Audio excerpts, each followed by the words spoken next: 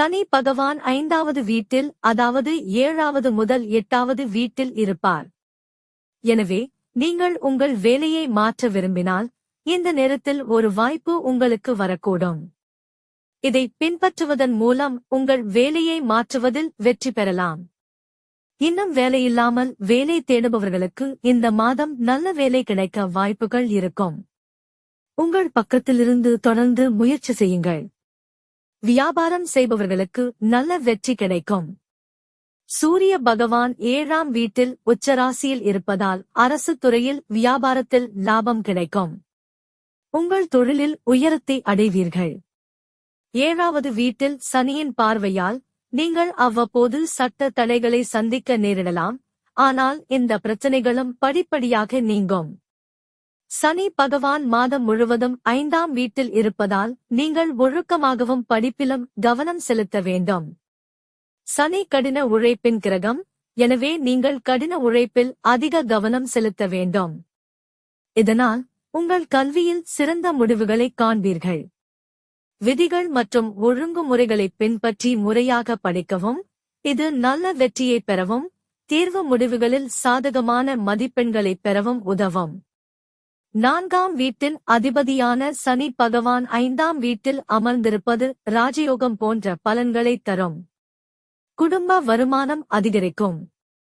குடும்ப உறுப்பினர்களின் ஆரோக்கியம் மேம்படும், செல்வம் பெருகும்.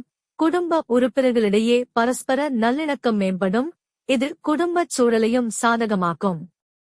சனி பகவான் 5ஆம் வீட்டில் அமர்ந்து அன்பின் சோதனையை மேற்கொள்கிறார். உங்கள் காதலில் நீங்கள் எவ்வளவு உண்மையாகவும் நேர்மையாகவும் இருக்கிறீர்கள் என்பது அவ்வப்போது சோதிக்கப்படும். உங்கள் அன்புக்குரியவர் உங்கள் விசுவாசத்தை சோதிக்கும் சாத்தியம் உள்ளது. ஆனால் உங்கள் காதலில் நீங்கள் உண்மையாக இருந்தால் இந்த மாதம் உங்களுக்கு நல்ல வெற்றியை தரும். உங்கள் காதலிக்கு நீங்கள் திருமணத்தை முன்மொழிந்தால் உங்கள் திருமணத்திற்கான வாய்ப்புகள் உள்ளன, ஏனெனில் காதல் திருமண சூழ்நிலை உருவாக்கப்படுகிறது. திருமணமானவர்களைப் பற்றி பேசினால் சுக்கிரன் 7வது வீட்டில் அமர்ந்து உறவுக்கு காதல் சேர்க்கிறார். ஆனால் உச்ச ராசியான சூரியன் தாம்பத்திய வாழ்வில் பிணக்குகளை அதிகரிக்கும்.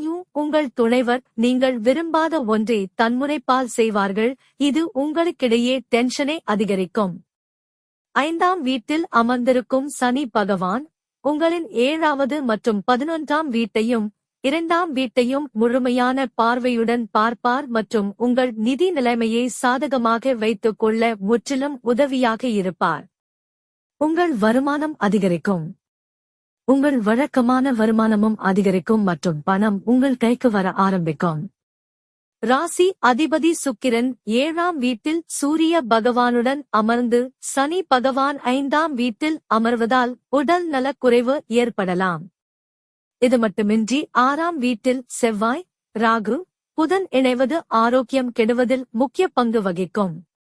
இங்கிருந்து எந்தவிதமான இரத்த அசுத்தமோ, பிரச்சனைகளோ அல்லது புண்கள் மற்றும் பருக்கள் போன்ற நோய்கள் உங்களை தொந்தரவு செய்யக்கூடும். பரிகாரம்: புதன்கிழமையன்று கோயிலுக்கு கருப்பு எள் தானம் செய்ய வேண்டும். இந்த தானத்தை மாலையில் செய்யுங்கள்.